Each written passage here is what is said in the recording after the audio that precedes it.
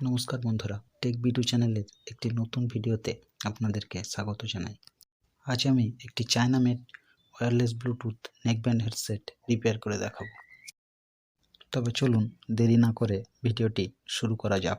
এই বিটি হেডসেটটির সমস্যা হলো এটিতে চার্জ হচ্ছে না। মানে যার ব্লুটুথ হেডসেট সেই বন্ধুর মতে এটির ভিতরে থাকা রেড ইন্ডিকেটরটি জ্বলছে না।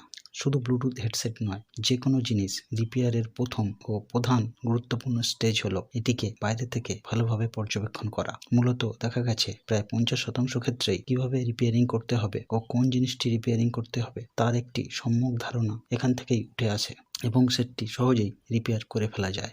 সঠিক পর্যবেক্ষণ খুবই গুরুত্বপূর্ণ, যদিও এর বাইরেও কিছু বিষয় থাকে যার ফলে রিপেয়ারিং কখনো কখনো অসম্ভব হয়ে পড়ে।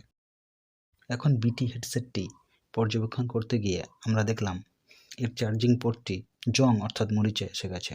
এগুলি হয় মূলত জিনিসটির টোটাল মেকিং কস্ট কমানোর জন্য, অর্থাৎ জিনিসটি কম দামি হওয়ার জন্য এটিতে ব্যবহৃত চার্জিং মাইক্রো ইউএসবি পোর্টটি একেবারেই লোহা দিয়ে তৈরি।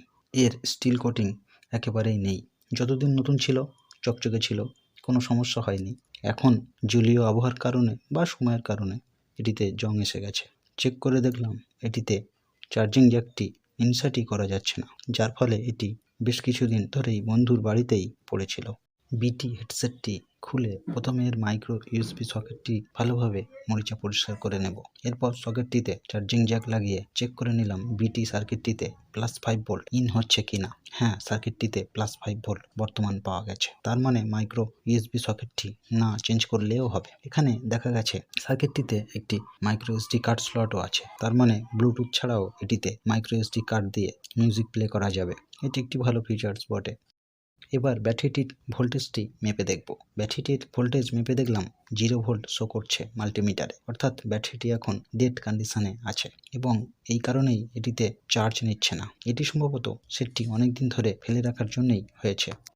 ব্যাটারিটি বাইরে থেকে একটু চার্জ তুলে নিয়ে আবার যথাস্থানে লাগিয়ে দিলাম। এবার আবার একবার চার্জিং জ্যাকটি মাইক্রো ইউএসবি পোর্টে সংযুক্ত করলাম। হ্যাঁ, এবার চার্জিং ইন্ডিকেটরটি মানে লাল লাইটটি জ্বলছে, অর্থাৎ বিটি হেডসেটটি চার্জ হচ্ছে। মানে আমাদের সমস্যাটি সলভ হয়ে গেছে। ভিডিওটি আজ এখানেই শেষ করলাম। ভিডিওটি যদি ভালো লেগে থাকে তবে লাইক করতে পারেন, শেয়ার করতে পারেন বন্ধুদের সঙ্গে। আর ভিডিও সম্বন্ধে কিছু জানার বা জানানোর থাকলে কমেন্ট করতে পারেন কমেন্ট বক্সে।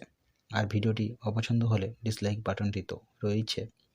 এই ধরনের তথ্যমূলক ভিডিও পেতে আমার চ্যানেলটি সাবস্ক্রাইব করতে পারেন, এতে আমি উৎসাহিত হব। এতক্ষণ ধরে ভিডিওটি দেখার জন্য অসংখ্য ধন্যবাদ।